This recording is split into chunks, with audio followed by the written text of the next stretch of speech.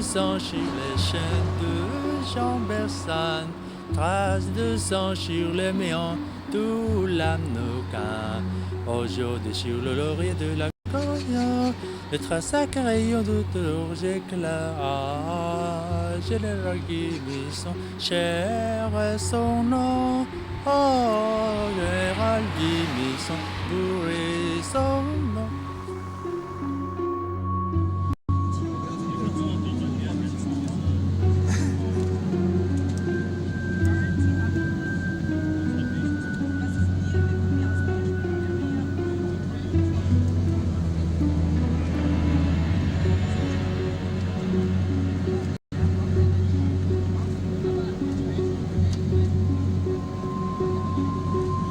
Ce n'est pas un voyage comme les autres.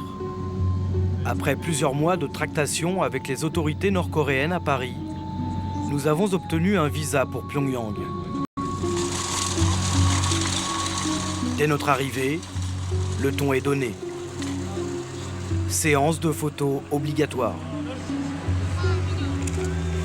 Les journalistes sont sous étroite surveillance. Se rendre en Corée du Nord, c'est accepter la présence 24 heures sur 24 de guides garants de la bonne image du pays. Il faut respecter la loi. On ne permet pas la sortie des journalistes français. Notre État, la Corée, et pas les Français. Pourquoi? Parce qu'ils ont participé aux manœuvres anti-nord-coréennes. Il n'y a jamais eu de manœuvre française contre la Corée du Nord.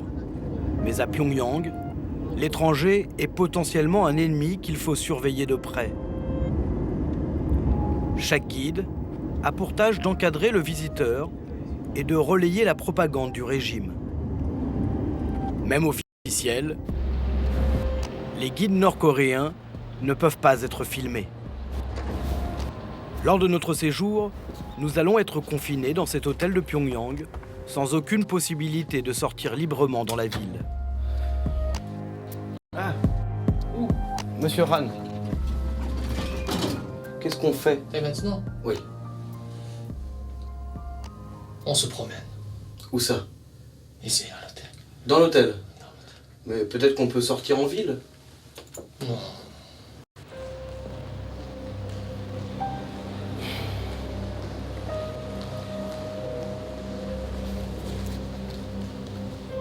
Après avoir erré plusieurs heures dans le hall de l'hôtel, notre première sortie est enfin autorisée.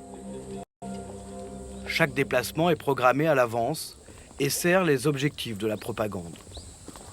La maison natale du fondateur de la nation rappelle aux étrangers les actes héroïques du président Kim Il-sung et permet d'installer la légende familiale. Dès l'âge de 14 ans, le président Kim Il-sung a quitté sa maison natale. Il était très déterminé à ne pas revenir tant que notre pays ne serait pas devenu indépendant. Pendant 20 ans, notre président a mené une lutte armée contre les Japonais jusqu'à sa brillante victoire et il a finalement réussi à libérer notre pays. Des centaines de militaires nord-coréens sont en pèlerinage obligatoire pour honorer la mémoire du président éternel. Du grand-père Kim Il-sung à l'actuel dirigeant, son petit-fils Kim Jong-un, les leaders ne font qu'un dans le discours officiel. À présent, nous devons respecter le camarade Kim Jong-un comme notre commandant suprême. Il est exactement comme le président Kim Il-sung et le grand général Kim Jong-il, dans ses idées, sa direction et son humanité. À l'avenir, nous les Coréens, nous serons victorieux sous la direction éclairée de notre très respecté maréchal Kim Jong-un.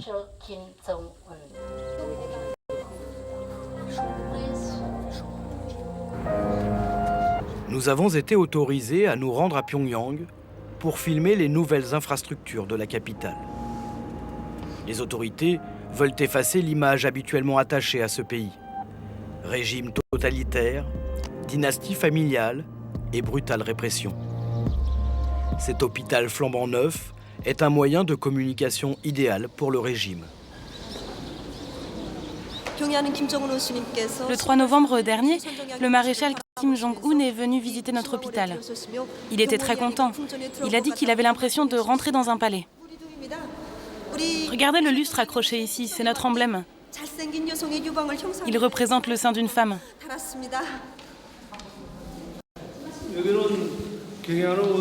Voici la chambre qui a été visitée par notre vénéré maréchal Kim Jong-un le 3 novembre 2012. Entrez.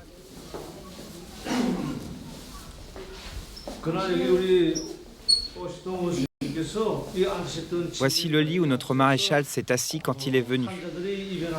Il a demandé combien de jours les patients restaient ici. Et cette télévision a été envoyée par le maréchal Kim Jong-un dès le lendemain de sa visite. C'est un 42 pouces. Et donc vous dormez ici, c'est ça? Vous restez hospitalisé ici? Oui, je suis hospitalisée. Vous parlez français? On a de la chance, on rencontre une patiente et elle parle français. Vous allez rester combien de temps ici encore? Une semaine. Ça sera suffisant, je pense. Sous son costume de malade, cette patiente maîtrise son jeu. Dans cette pièce de théâtre, la mise en scène est bien huilée.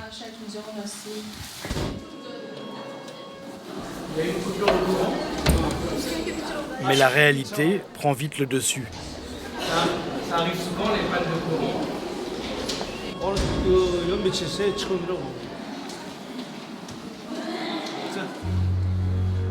Face à ce genre d'événement, le personnel de l'hôpital reste impassible. Rien ne doit ternir l'image de leur pays et de leurs dirigeants.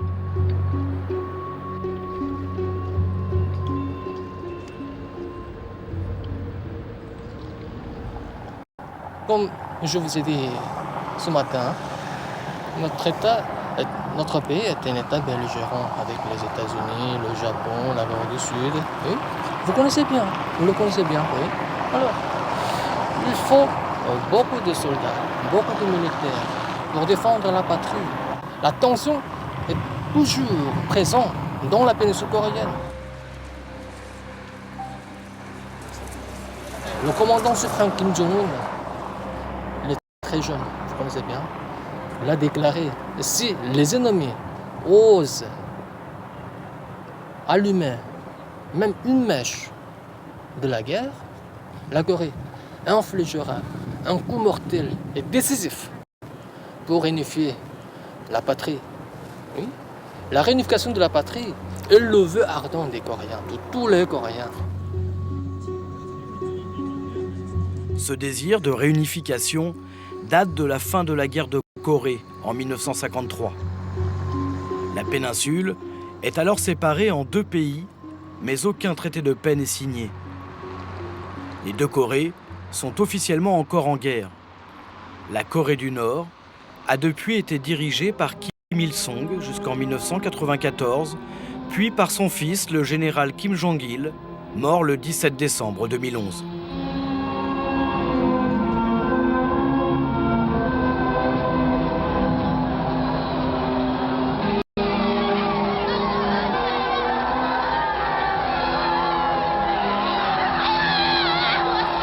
Kim Jong-un, fils du défunt Kim Jong-il, est désormais au pouvoir depuis 3 ans. Mort ou vivant, les Kim continuent de régner sur les 24 millions de Nord-Coréens.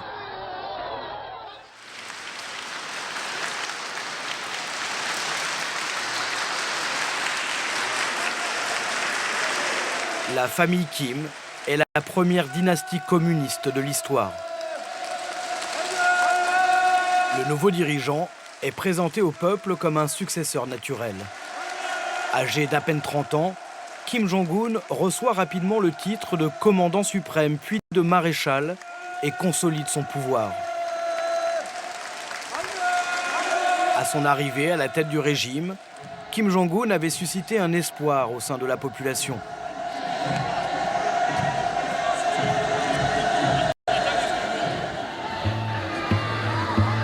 Plus moderne que son père, il inaugure des parcs d'attractions et apparaît en compagnie de sa femme à chacune de ses sorties publiques.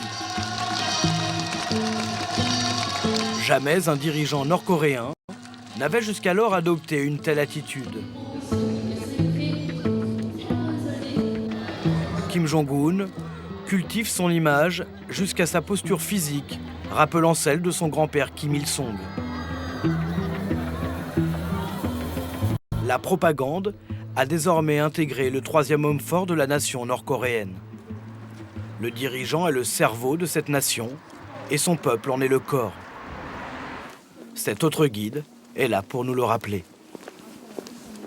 Notre maréchal Kim Jong-un, il est exactement pareil que le général Kim Jong-il dans sa vertu humaine, dans sa direction politique et dans son idéologie. Donc tout le peuple le respecte et le vénère. Le discours des guides est toujours le même. Sous Kim Jong-un, la dévotion au leader reste donc religieuse.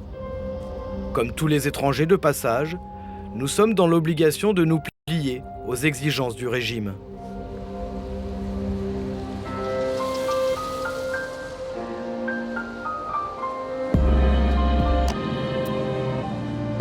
Avant de les considérer comme des leaders ou des chefs d'État, nous, chez nous, on les considère comme nos pères de notre famille.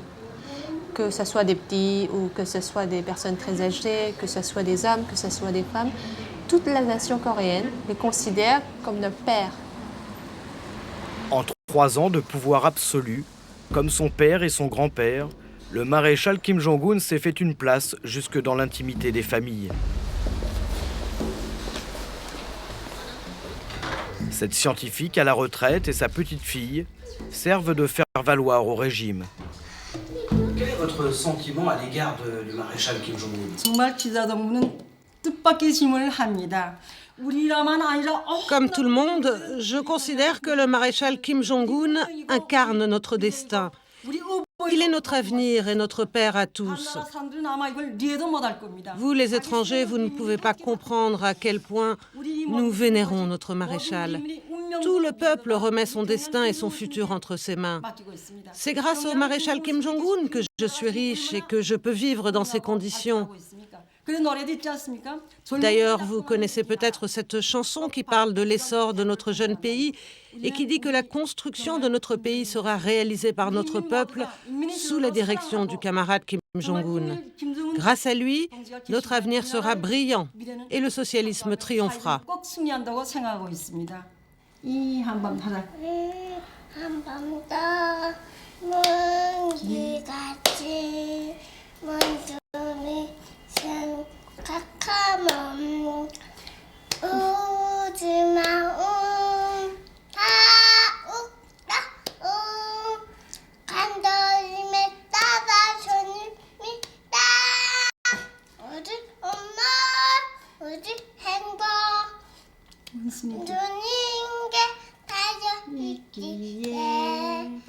아침 저녁 소원은 하나 원수님의 안녕입니다.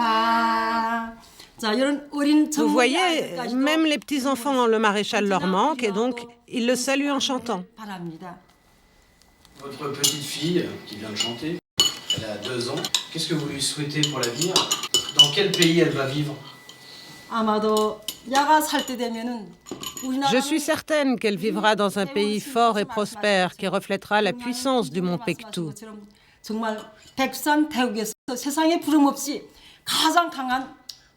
Je suis sûre qu'elle vivra dans un monde où elle n'aura rien à envier aux autres. Elle est déjà dans une bonne crèche et elle va fréquenter le lycée et l'université gratuitement.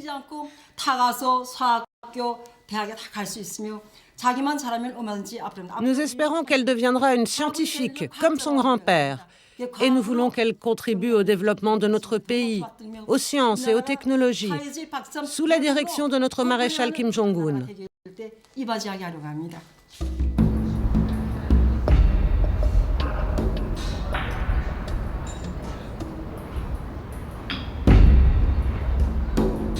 Sous Kim Jong-un, la future élite de la nation est formée dans des écoles modèles de Pyongyang. Dans celles-ci, les enfants des familles proches du pouvoir deviendront un jour des virtuoses de la musique. Nous formons des enfants au piano, mais sur la trentaine d'élèves, tous ne seront pas pris à l'Académie nationale de musique. Certains deviendront pianistes et d'autres deviendront seulement des compositeurs ou des chanteurs.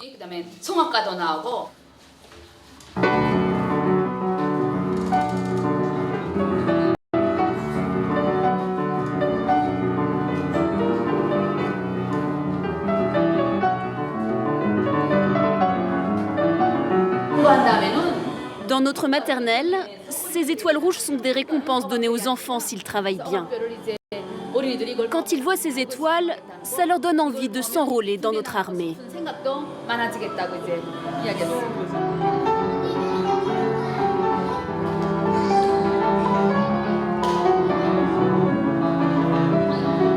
La jeunesse est donc forgée à l'idéologie dès son plus jeune âge et joue un rôle central dans la propagande. Ces enfants doivent attendrir, ils sont choyés et bien nourris. Ce sont les privilégiés du régime, les garants de sa pérennité.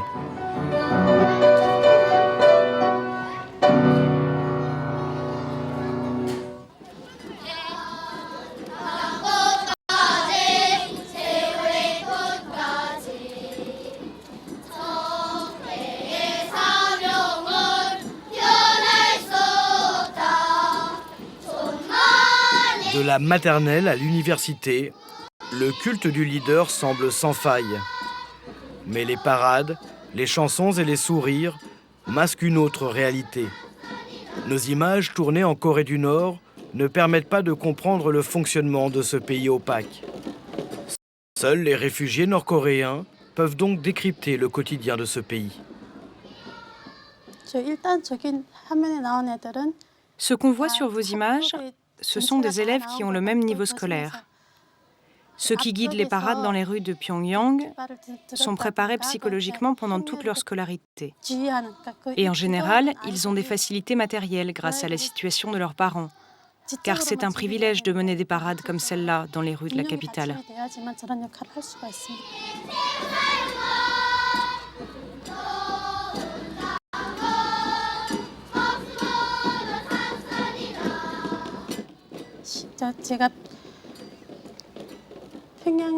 La différence entre les enfants de Pyongyang et ceux de la campagne, c'est la taille des élèves.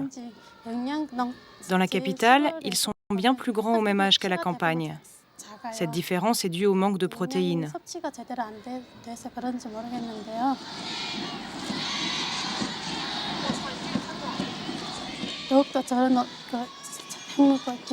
Aujourd'hui, il y a plein de nouvelles chansons à la gloire de Kim Jong-un inculquées aux enfants. Nos parents eux-mêmes nous les enseignent. Si les enfants chantent des chansons qui vont à l'encontre du socialisme nord-coréen, ils sont critiqués devant les autres.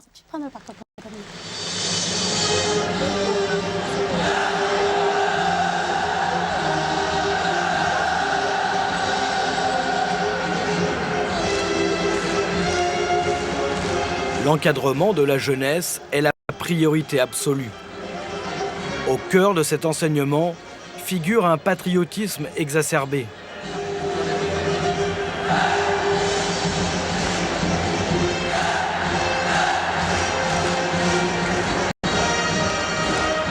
Ces enfants sont le futur de la Corée du Nord et doivent être prêts à défendre leur pays. À travers l'organisation de spectacles de masse, la Corée du Nord peut exalter son sentiment de puissance. Ces 20 000 jeunes participants sont tous issus des familles les plus fidèles au régime.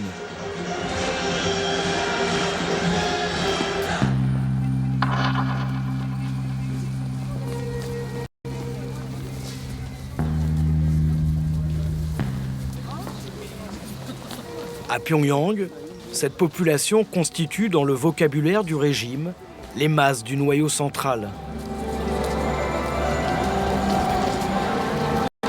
Des étudiants, des enseignants ou des militaires haut gradés à la loyauté irréprochable. Ces hommes et ces femmes, issus de l'élite de la capitale, sont les seuls accessibles aux étrangers. C'est le cas de la famille Park, un couple de professeurs d'université choisis par nos guides. En récompense pour son comportement exemplaire, la famille Park a pu emménager dans cet immeuble. Je suis encore ému en vous en parlant. Avant, nous habitions sur la colline de Mansudong, là où se trouvent les 2 statues de nos dirigeants, dans un immeuble au 15e étage. Nous avons obtenu cet appartement le 2 juillet 2012. On a reçu la visite de notre maréchal Kim Jong-un le 4 septembre 2012. Et il a visité chaque pièce, jusqu'à la salle de bain. Il a alors ouvert le robinet devant nous et l'eau coulait bien. Il était donc très satisfait.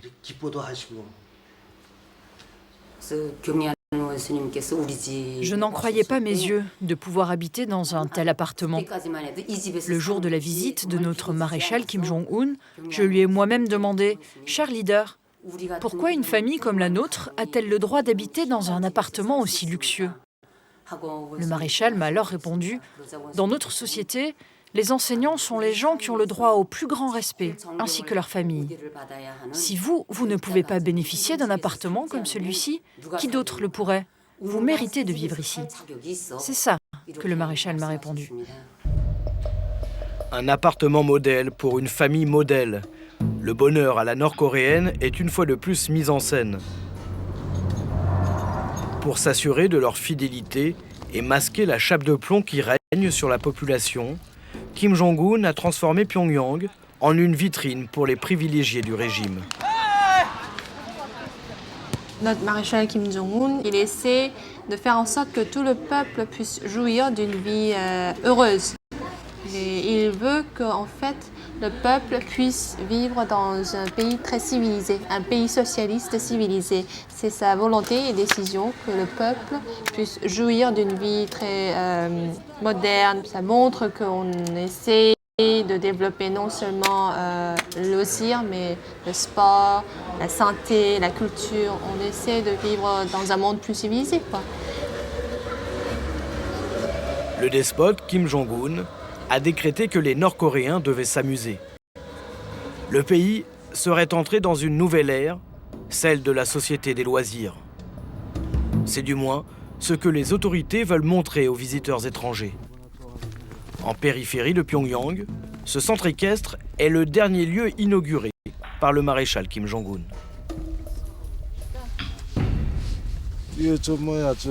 Ce centre équestre a été conçu pour accueillir tout le peuple. Des ouvriers, des employés, des paysans, des personnes âgées et même des petits-enfants. Rien n'est laissé au hasard, il n'y a pas de place pour l'improvisation. Je suis en route là. Ils veulent voir le manège. Alors dépêche-toi de tout préparer et préviens les autres. Parce que là on arrive. Le cheval est le symbole de la puissance de la Corée du Nord. À en croire les Nord-Coréens, la famille Kim serait une dynastie de cavaliers. La légende autour du leader suprême continue. Entre 1990 et aujourd'hui, le maréchal Kim Jong-un est monté 300 fois sur un cheval, sur les conseils et avec l'entraînement du général Kim Jong-il. Il a fait beaucoup d'efforts pour y parvenir. Pour devenir un bon cavalier, il a étudié et lu beaucoup de livres qui lui ont permis de maîtriser toutes les techniques de l'équitation. C'est pourquoi aujourd'hui, il a un très haut niveau. Le mythe autour de Kim Jong-un frise le grotesque. L'endoctrinement s'invite dans tous les domaines. Notre présence doit permettre à cette ultra-propagande de franchir les frontières. Le rôle des journalistes est très important. Et c'est pour ça qu'on attache une très grande importance à votre documentaire que vous allez faire de notre pays. On espère que vous allez faire un documentaire avec les explications que vous avez entendues de notre part et être très objectif et équitable. Dans notre programme est inclus la dernière folie du maréchal Kim Jong-un, une station de ski située à 200 km de Pyongyang. Ses études passées en Suisse lui auraient laissé le goût des sports d'hiver. Le régime a dépensé 300 millions de dollars pour la construction de ce complexe. Kim Jong-un a surtout réussi son pari, contourner l'embargo sur les produits de loisirs imposé par la communauté internationale. Nous avons 10 pistes de ski à la station de Massik, 9 pour les professionnels et 1 pour les débutants. Nous avons commencé à construire ces pistes en mai 2013 et nous avons tout fini le dernier jour du mois de décembre 2013. C'est ce que le maréchal avait exigé et on l'a réalisé. Notre leader a même fait la promotion de notre station dans le monde entier. Le ski fait partie de la civilisation de notre pays. C'est donc pour élever le niveau de civilisation de notre peuple que le maréchal Kim Jong-un a voulu cette station.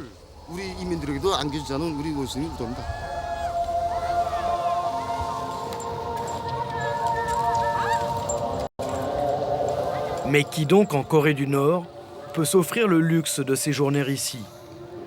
Personne ne souhaite expliquer les conditions de son séjour. Comme cette station a été conçue pour accueillir tout le peuple, le prix a aussi été mis en place pour le peuple.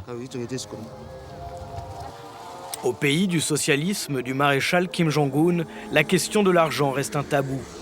Seuls 5000 Nord-Coréens auraient aujourd'hui les moyens de profiter de cette station.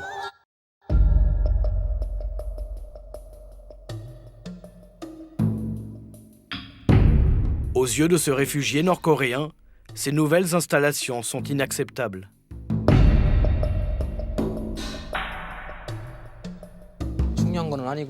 Tout ça est bien ridicule. Les gens meurent de faim, donc toutes ces infrastructures, ce sont pour les gens riches de Pyongyang. Les autres n'en ont rien à faire. La réalité, c'est que les gens souffrent en Corée du Nord.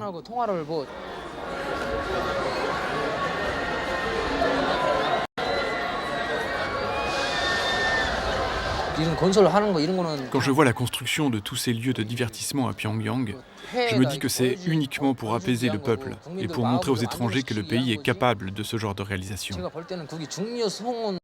Tout cet argent dépensé pour ces constructions, ils auraient pu le redistribuer au peuple. Là, c'est de l'argent jeté par les fenêtres.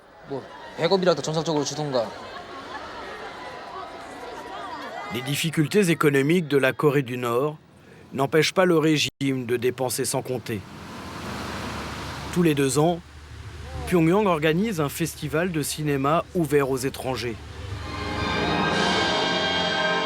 Un moyen pour les autorités de présenter au monde une image de prospérité matérielle et culturelle.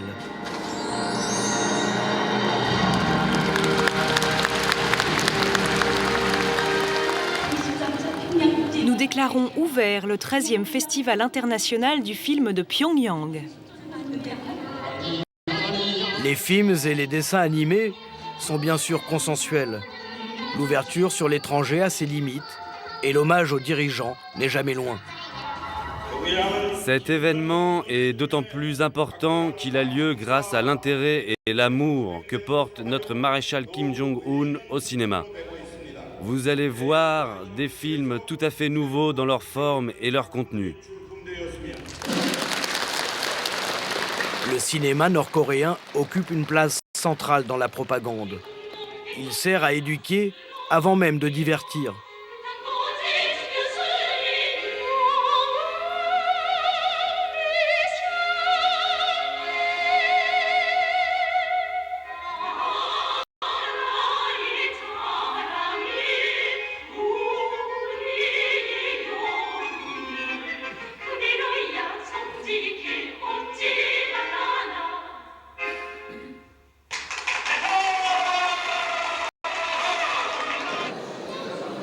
Ce festival de cinéma permet aussi au régime de se présenter sous un visage avenant, ce que n'oublie pas de marteler le ministre de la Culture. Nous voulons l'indépendance, l'amitié et la paix entre les peuples. Pour le monde entier? Oui, pour le monde entier.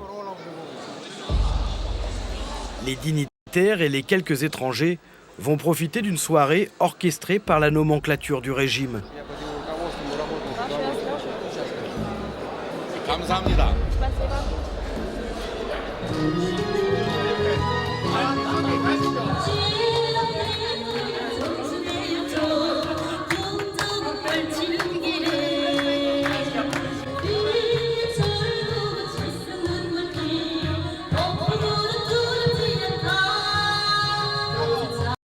Mais derrière les apparences d'une Corée du Nord souriante et opulente, le régime continue d'encadrer la vie de chaque habitant.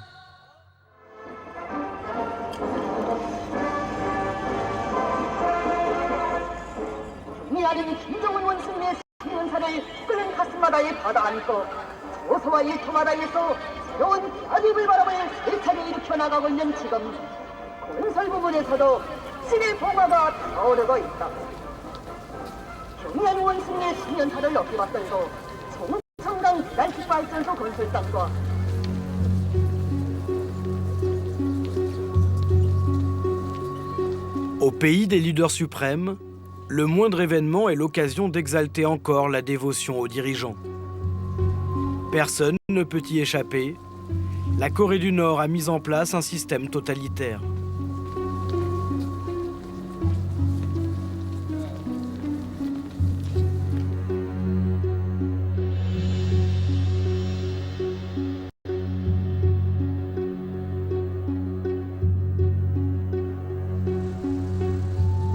À l'occasion du 60e anniversaire de la fin de la guerre de Corée, la population de Pyongyang est réquisitionnée pour célébrer son armée.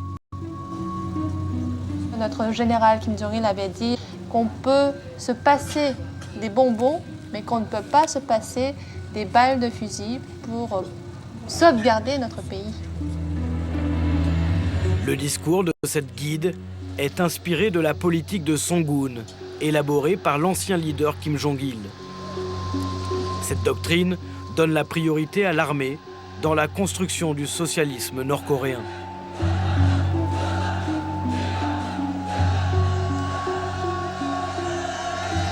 Comme son père, Kim Jong-un perpétue la tradition des grandes parades publiques.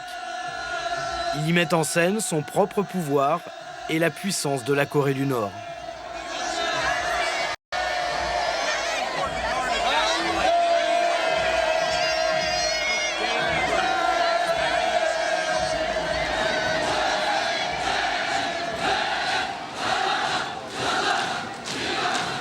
L'armée est le premier pilier du régime. 1 million de Nord-Coréens y sont aujourd'hui enrôlés. Un tiers de la population est réserviste.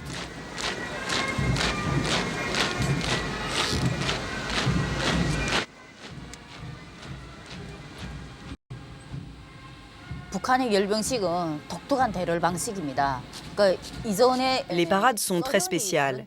Je crois qu'il y avait le même genre d'entraînement du temps de l'URSS. Mais ce que les dirigeants Kim Il-sung et Kim Jong-il nous ont enseigné, c'est un mouvement de marche militaire qui date de la fin de la guerre avec le Japon. C'est une technique de défilé que Kim Il-sung utilisait déjà lorsqu'il a combattu les Japonais. Ça sert à impressionner l'ennemi. Comme on marche en sautillant et en levant les jambes très haut, l'estomac est malmené. Quand on est à l'entraînement, on nous demande de mettre 2 ceintures de cuir serrées sous l'estomac. Ces 2 ceintures font remonter l'estomac et c'est très douloureux.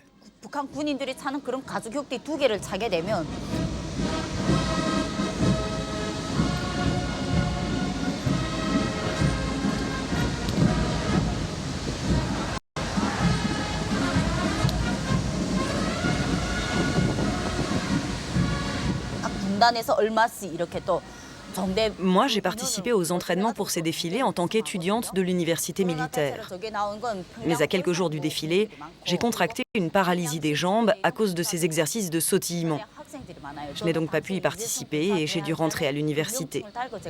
Les exercices sont très durs. On avait l'impression d'être entraîné comme si on était prisonnier d'un camp de travail. Et ne pas être capable de faire ces défilés est une véritable honte en Corée du Nord.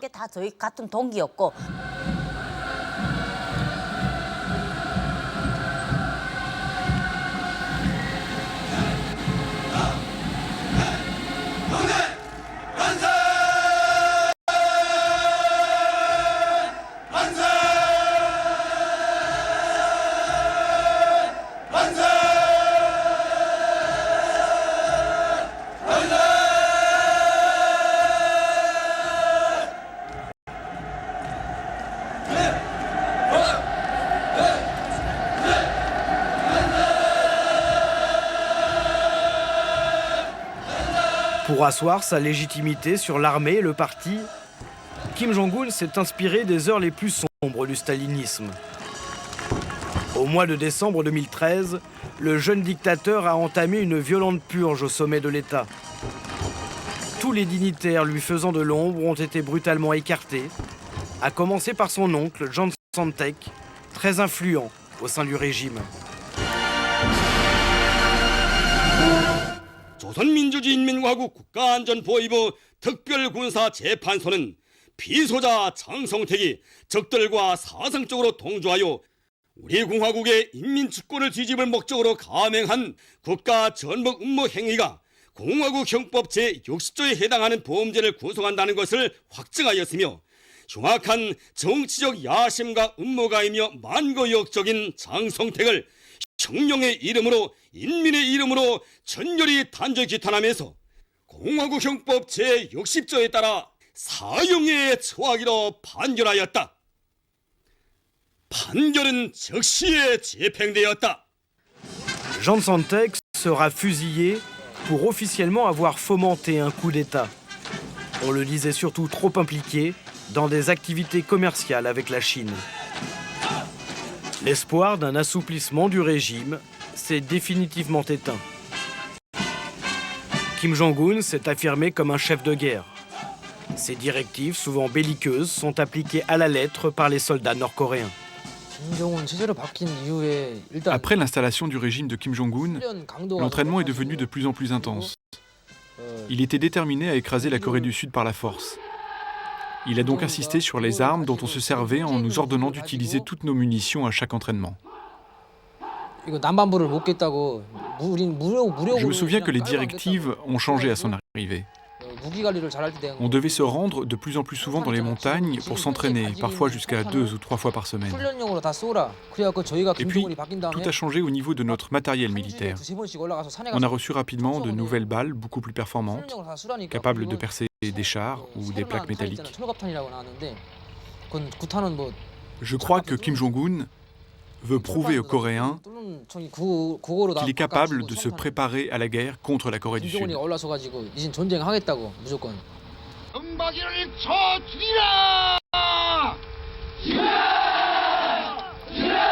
Le maréchal Kim Jong-un défie régulièrement son voisin et ennemi sud-coréen.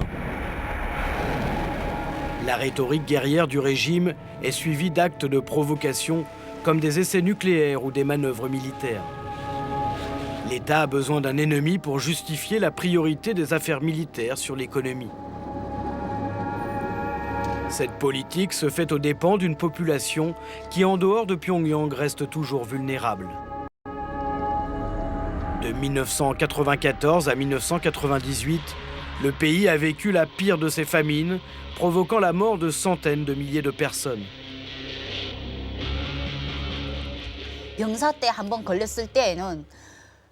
À cette époque, j'étais soldat et j'ai eu de graves problèmes de santé. J'avais perdu beaucoup de poids. Je me souviens qu'en face de ma caserne, il y avait une ferme qui livrait de la nourriture à des cellules du Parti du Travail. Je suis allée voir le gardien de la ferme et je l'ai supplié de me donner des pommes. Je lui ai dit « Donnez-moi une pomme avant que je ne meure de faim ». Il m'a alors répondu « Tu peux manger ici ce que tu veux, mais tu ne peux rien emporter, car sinon tous les autres soldats vont venir et tes supérieurs vont te confisquer la nourriture. » J'ai fini par me nourrir d'une pomme le matin et d'une pomme le soir, pendant plusieurs mois.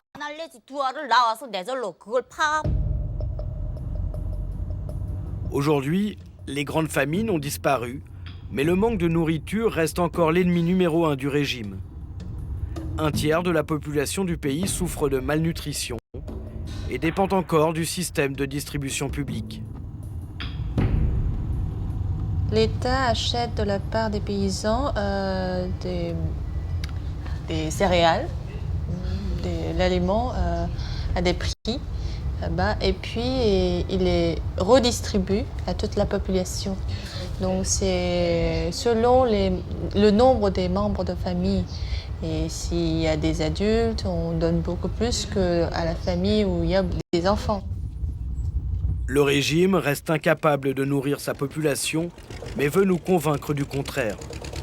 Notre voyage se poursuit donc par la visite d'une ferme, bien entendu modèle. Ici, ce sont les détails historiques des visites de notre général Kim Jong-il, qui est venu à 15 reprises dans notre ferme pour nous donner de nouvelles instructions. Quand il est venu, il a permis, grâce à ses conseils, l'amélioration de la production. Il était très satisfait. Notre général a dit qu'à l'origine, la terre était mauvaise, mais que les paysans avaient bien travaillé et permis l'augmentation de la production. Le général Kim Jong-il a lui-même dit que notre ferme devait devenir un modèle pour tout le pays. Cette ferme modèle a des allures de ferme fantôme. Selon son directeur, 850 paysans travailleraient ici. Mais nous n'en verrons aucun. C'est avec cette serre délabrée que le régime entend nous persuader de la modernité de son agriculture. En fait, la production est principalement pour les habitants des environs. Ce n'est pas nous qui nous occupons du nombre de personnes à qui nous distribuons les légumes. On a une organisation au-dessus de nous qui se charge de calculer et de nous donner les directives de production pour l'année. Les objectifs de récolte fixés par les autorités sont inatteignables. Pour aider les paysans, le régime s'inspire du modèle maoïste et envoie l'armée dans les campagnes. Dès la fin de l'entraînement, on part à la campagne travailler avec les paysans. C'est souvent de l'aide au repiquage du riz et à la plantation du maïs. Chaque régiment est réparti dans les fermes qui sont autour de ces casernes. Les supérieurs nous disent par exemple « Telle caserne, vous êtes envoyé dans telle ferme ». À la fin de la récolte du maïs, vers fin octobre, début novembre, on rentre dans nos baraquements et on recommence les entraînements militaires d'hiver. En mars 2012, Kim Jong-un a lancé une réforme autorisant les paysans à gérer la moitié de leur production. Mais le manque d'engrais et d'outils agricoles ne permet toujours pas au pays d'être autosuffisant. Cet idéal fondateur reste hors de portée.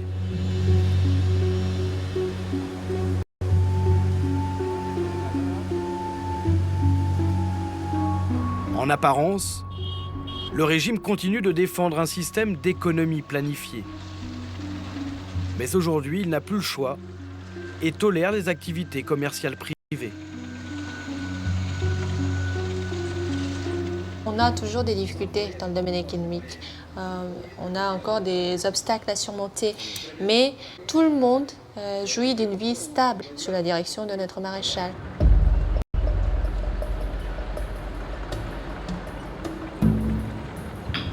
Le régime réussit à maintenir cette stabilité en coupant la population du monde extérieur.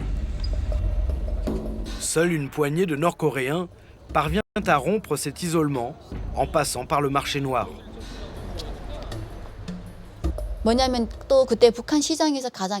Il y a des intermédiaires qui traversent régulièrement le fleuve Tumen à la frontière chinoise et rapportent de la marchandise.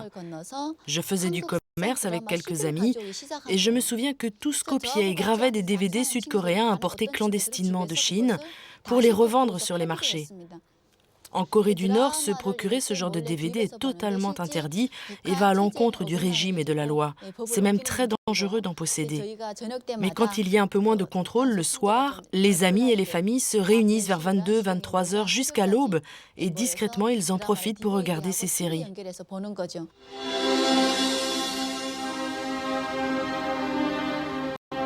Je me souviens de cette série sud-coréenne très populaire dans laquelle on voyait un casino dans un pays capitaliste.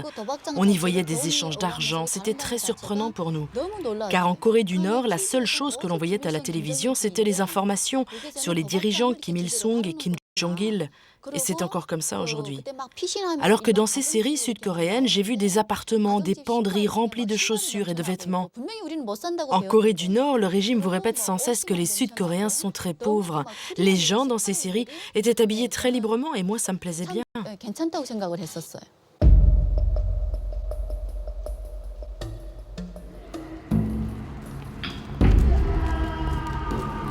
Selon ces réfugiés, la nouvelle élite marchande pourrait déclencher des changements à l'intérieur du pays. Le contrôle de la population s'est donc renforcé depuis l'arrivée au pouvoir de Kim Jong-un. Les Nord-Coréens n'ont aucune possibilité de quitter le pays légalement. Malgré les risques, Beaucoup tentent de franchir clandestinement la frontière avec la Chine. 처음 탈북해서 와서 중국에 있는 브로커를 만나서 거기에서 한 번에 La première fois que j'ai fui la Corée du Nord, j'ai rencontré un intermédiaire en arrivant en Chine et puis j'ai été vendue à un paysan chinois. Quand on est sur le sol chinois, on est considéré comme un clandestin et pas comme un réfugié. J'ai fini par être attrapée et les autorités chinoises m'ont renvoyée en Corée du Nord. J'ai alors fait 1 an en camp de travail. J'ai été frappée pendant 3 jours. Ces premiers jours sont destinés à faire peur et à vous faire avouer vos fautes. Une fois qu'on a avoué, on est envoyé soit en camp de travail, soit en prison. Pendant ces journées de torture, ils m'ont empêché de dormir et m'ont frappé ici à l'œil.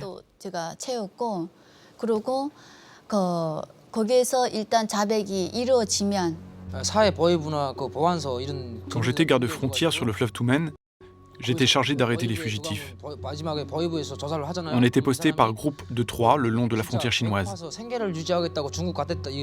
Quand on arrêtait un fugitif, on amenait le prisonnier à notre poste de surveillance. Là, on déclarait l'heure et la date à laquelle on avait attrapé la personne.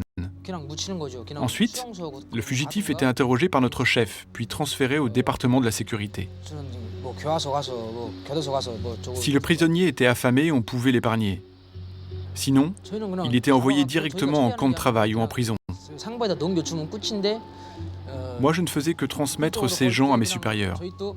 À chaque fugitif attrapé, on recevait des récompenses. J'ai arrêté environ 8 personnes qui tentaient de fuir et de passer le fleuve Tumen pour la Chine. Pour un fugitif capturé, on reçoit une médaille. Si on en capture 5, dans la même année, on est autorisé à rentrer au parti du travail. On nous donne alors des prix et même des congés pour qu'on puisse rentrer chez nous.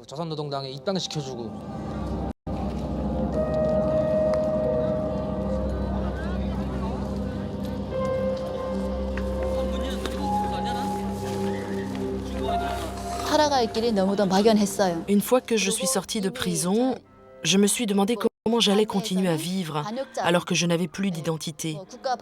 J'étais considérée comme une traître à la nation, donc de toute manière, je n'avais aucun avenir en Corée du Nord. J'ai alors tenté de fuir une 2e fois. J'avais réussi à me procurer les coordonnées d'un passeur pendant mon incarcération. C'est grâce à lui que j'ai pu traverser le fleuve Tumen entre la Chine et la Corée du Nord. Ce passeur m'a fait un faux passeport. J'ai pu prendre un bateau pour rejoindre la Corée du Sud dès le lendemain.